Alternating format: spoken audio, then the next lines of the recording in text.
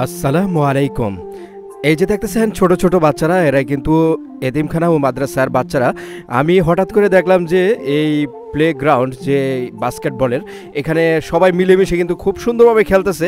খেলাটা দেখে কিন্তু আমার কাছে অনেক অনেক ভালো লাগছে যে আমাদের হোমনা উপজেলার মধ্যে খুব সুন্দর একটি বাস্কেট গ্রাউন্ড তৈরি করেছেন আমাদের হোমনা উপজেলার প্রশাসন।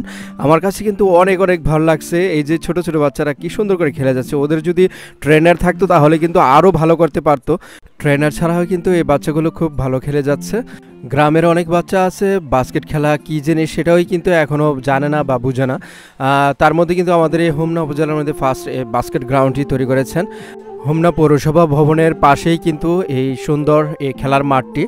ফুটবল খেলা হলো ইন্টারন্যাশনাল খেলা, আর এই বাস্কেট খেলাটি কিন্তু উন্নত দেশগুলো যেগুলো আছে প্রত্যেকটার মধ্যে কিন্তু প্রত্যেক স্কুলের মধ্যেই কিন্তু এই প্লে গ্রাউন্ডগুলো থাকে এই বাস্কেট খেলার জন্য। আমাদের দেশের ছেলেরা কিন্তু সব কিছুতেই কিন্তু পারদর্শী, আর এই খেলাটিও কিন্তু তারা খুবই ভালোভাবে খেলতেছে।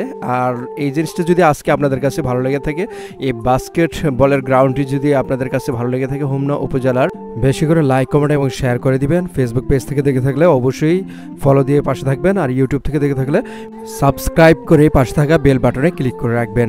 এরকম সুন্দর সুন্দর নতুন নতুন ভিডিও পেতে চাইলে, দেখতে চাইলে আপনারা চোখ রাখুন হোমনা গ্রামীণ পথ চ্যানেলে।